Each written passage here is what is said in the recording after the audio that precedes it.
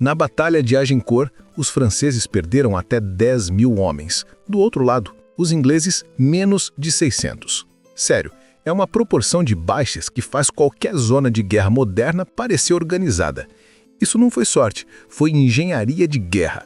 O exército inglês posicionou 7.000 arqueiros. Cada um disparava 10 flechas por minuto, uma chuva de metal a 200 metros.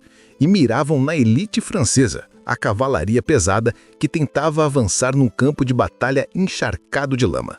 Isso mostra que a guerra medieval era menos sobre honra e mais sobre matemática. Não vencia o mais corajoso, mas sim o mais letal e organizado. E essa é a verdadeira história que ninguém te conta. Então, se você curte essa análise sem romantismo, já se inscreve aí, porque hoje a gente vai fundo na realidade brutal de uma batalha medieval. Para começar, a guerra medieval não é uma coisa só.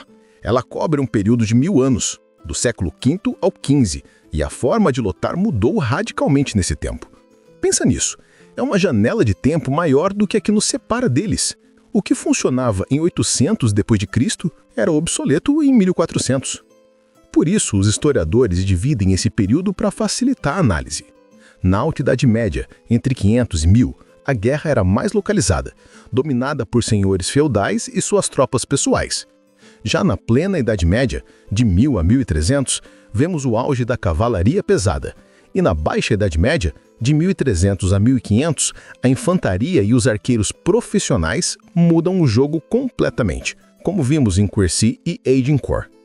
Mas a verdade é que a maioria das campanhas não era sobre essas batalhas campais épicas. A maior parte do esforço militar era gasto em cercos a castelos e cidades fortificadas. Batalhas abertas eram arriscadas demais, um tudo ou nada que a maioria dos comandantes preferia evitar. Era mais seguro e estratégico tomar os pontos fortes do inimigo. Isso porque a logística para mover um exército era, sem exagero, um pesadelo. A preparação de uma campanha era um esforço monumental. Primeiro era preciso convocar o exército. A base vinha das obrigações feudais, onde um cavaleiro devia ao seu senhor 40 dias de serviço militar por ano. Repara nisso, apenas 40 dias. Se a campanha durasse mais, ele podia ir legalmente embora. Isso forçava os reis a contratar mercenários ou a depender de leves camponeses pouco treinados. Depois vinha a marcha. Um exército se movia a uma velocidade de 16 a 32 km por dia, na melhor das hipóteses. Um exército de 10.000 homens, um número considerável para a época, consumia toneladas de comida e bebida diariamente. Não havia linhas de suprimento organizadas como hoje. A comida vinha de saques, forrageamento ou de depósitos que tinham que ser estabelecidos previamente. E água potável era um luxo. O mais comum era beber cerveja ou vinho. Por causa disso, as doenças eram a principal causa de morte. Durante a Terceira Cruzada, entre 1189 e 1192, a disenteria e a febre mataram muito mais cruzados do que as forças de Saladino. O historiador John Keegan, em The Face of Battle, deixa claro que o maior inimigo de um soldado medieval era a própria campanha. E quem formava esses exércitos que marchavam e morriam antes mesmo de lutar? A composição dessas forças também evoluiu drasticamente. Na Alta Idade Média, o exército era basicamente um reflexo direto da sociedade feudal. Cavaleiros nobres e suas comitivas, apoiados por uma massa de infantaria camponesa mal equipada e com pouco ou nenhum treinamento. Eram tropas temporárias. Com o tempo, na plena Idade Média, a guerra se profissionalizou. Reis e senhores ricos começaram a contratar mercenários, tropas especializadas que vendiam suas habilidades. Os besteiros geloveses e os arqueiros galeses se tornaram famosos por sua letalidade e disciplina, sendo contratados por toda a Europa. Já na Baixa Idade Média, a infantaria profissional se tornou a força decisiva. Os piqueiros suíços, com suas formações densas, e os longbowmen ingleses, com sua cadência de tiro avassaladora, redefiniram um campo de batalha.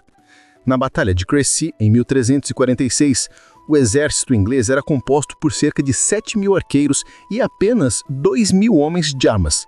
Eles aniquilaram uma força francesa muito maior que ainda apostava na supremacia da cavalaria pesada.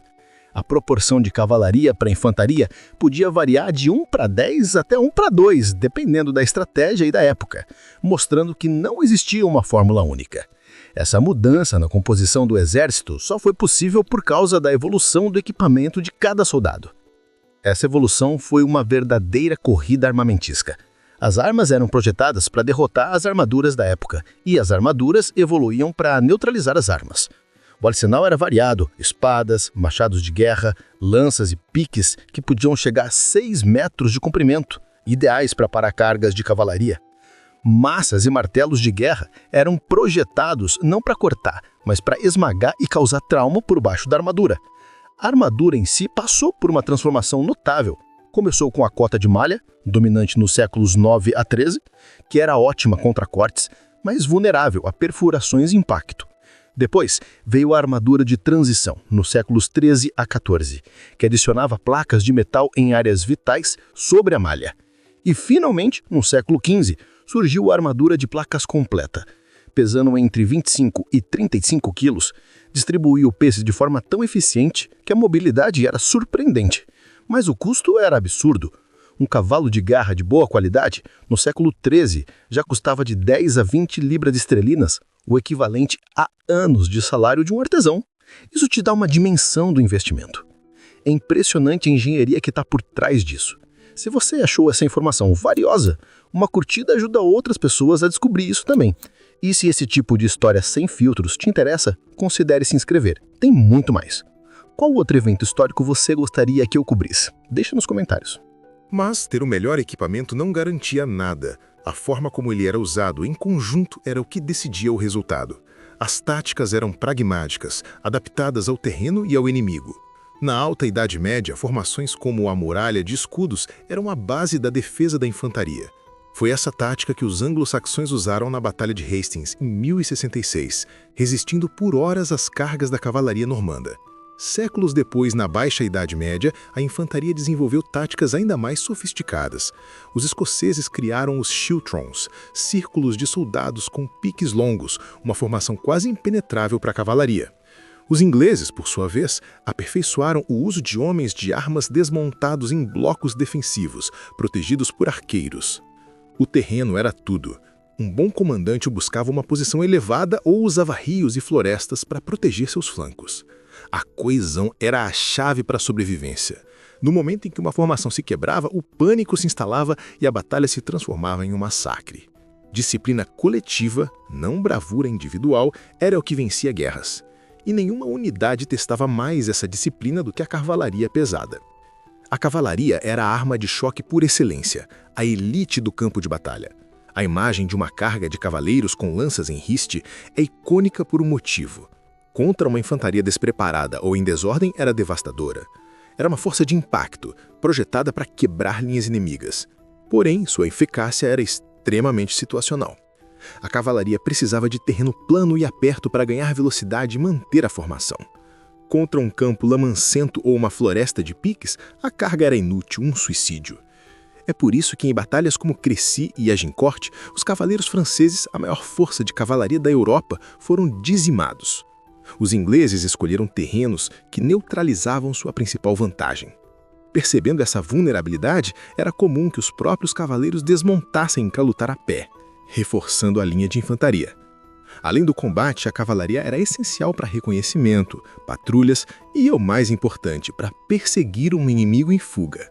Era na perseguição que a maioria das baixas acontecia, transformando uma derrota em aniquilação total. Mas, enquanto a cavalaria era a força de elite, a espinha dorsal de qualquer exército era, de fato, a infantaria. A infantaria era o corpo principal do exército. Eram eles que mantinham a linha, absorviam o impacto e, cada vez mais, decidiam o resultado. Armados com lanças, piques, alabardas e machados, eles eram a muralha sobre a qual as cargas inimigas quebravam. Havia uma grande diferença entre a infantaria camponesa, os levies, que eram basicamente civis convocados com equipamento básico, e a infantaria profissional que surgiu mais tarde. Os leves eram numerosos, mas sua falta de treino e moral os tornava frágeis no ataque, sendo mais úteis em posições defensivas. Já os profissionais, como os piqueiros suíços, eram soldados de carreira. Eles treinavam incessantemente para lutar em blocos coesos, formações impenetráveis que podiam avançar metodicamente pelo campo de batalha, repelindo qualquer carga de cavalaria. As vitórias suíças contra os exércitos da Borgonha no final do século XV, por exemplo, foram um choque para a nobreza europeia. A ascensão de uma infantaria bem treinada e disciplinada marcou o fim da supremacia do cavaleiro montado e o início de uma nova era na guerra.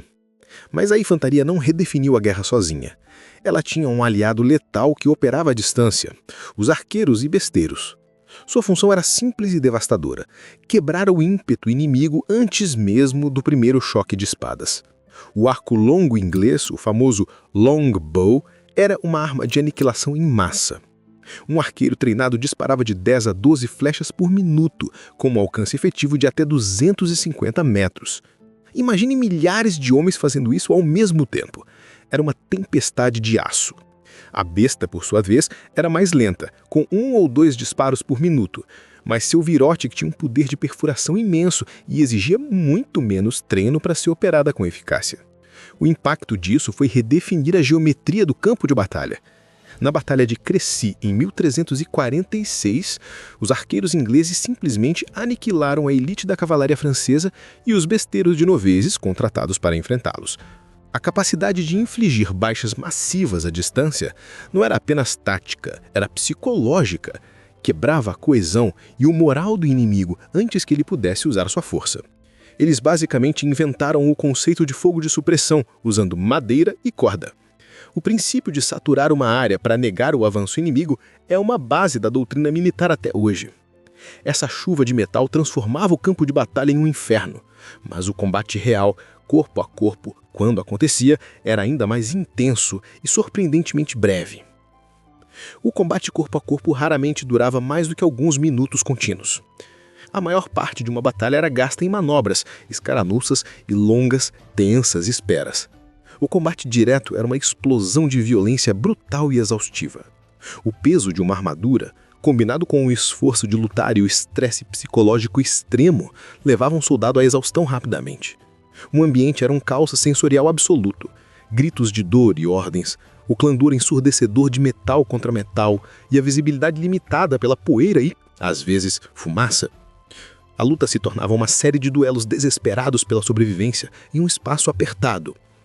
Não era falta de coragem que quebrava uma linha, era a exaustão física e mental. Quando os homens não conseguiam mais levantar seus escudos ou brandir suas armas, a disciplina evaporava, o colapso era inevitável. É o mesmo princípio de sobrecarga sensorial que afeta operadores de forças especiais ou atletas de elite hoje.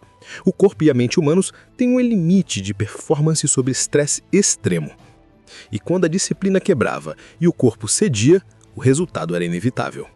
As baixas em uma batalha medieval podiam ser assustadoramente assimétricas. O lado perdedor frequentemente sofria perdas de 30% a 50% de suas forças, enquanto o vencedor escapava com muito menos. O caso de Agincourt é o mais extremo. Os franceses perderam entre 6 e 10 mil homens, os ingleses menos de 600. Os ferimentos eram brutais. Fraturas expostas por massas e martelos, perfurações profundas de lanças e flechas e cortes severos de espadas. Mas o mais chocante é que a arma mais letal não era o aço, era a infecção. Cirurgiões de campo faziam o que podiam, extraindo pontas de flecha e amputando membros, mas sem qualquer noção de higiene ou antibióticos. A sobrevivência a um ferimento grave era uma questão de sorte. O custo humano era astronômico. Deixa nos comentários qual desses fatos sobre a batalha medieval mais te surpreendeu até agora. Sua perspectiva enriquece a discussão, mas os números de mortos contam apenas parte da história.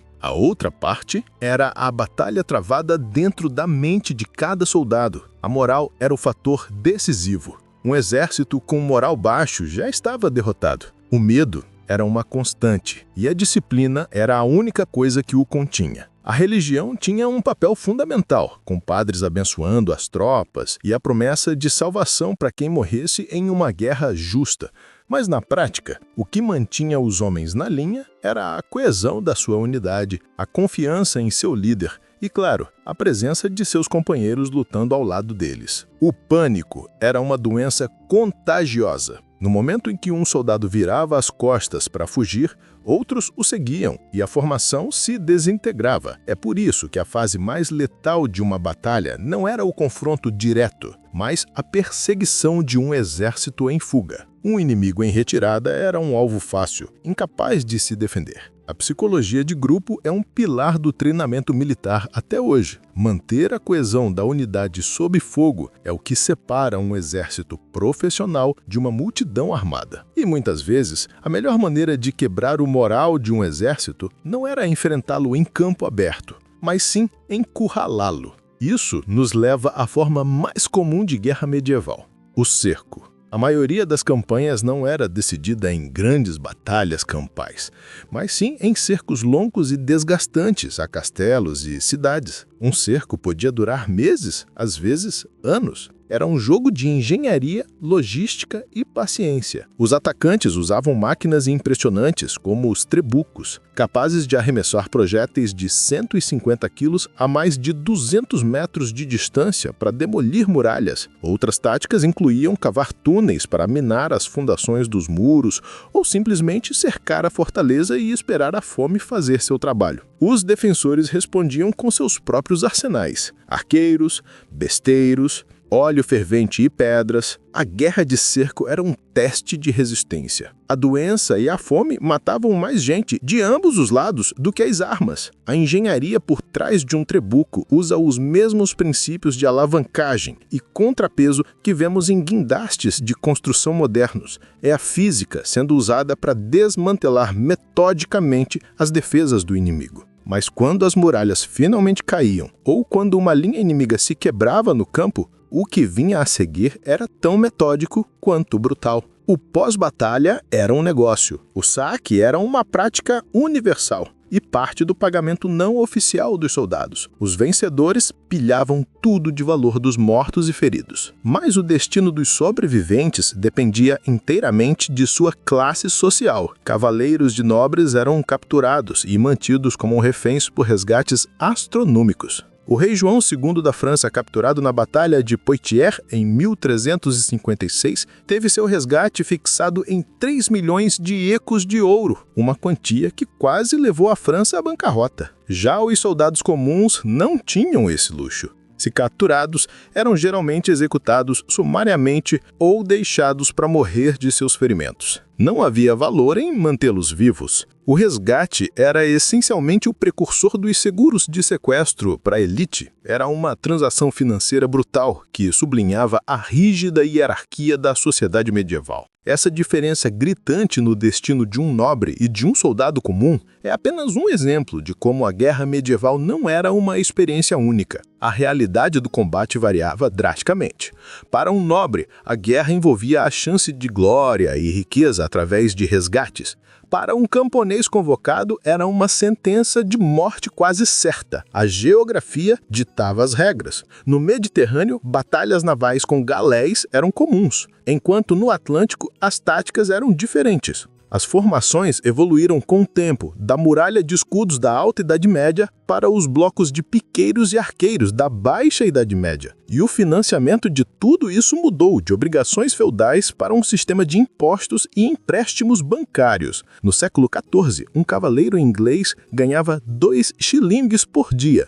Seu arqueiro, apenas 3 pence. A guerra era um empreendimento imensamente caro que podia levar reinos inteiros à ruína financeira. A lógica é a mesma de hoje. O poder militar de uma nação está diretamente ligado à sua força econômica. A guerra, então como agora, era um empreendimento. Um cálculo frio, onde a vida humana era só mais uma linha no orçamento. Não havia honra quando a falência do reino estava em jogo. A força econômica determinava quem morreria.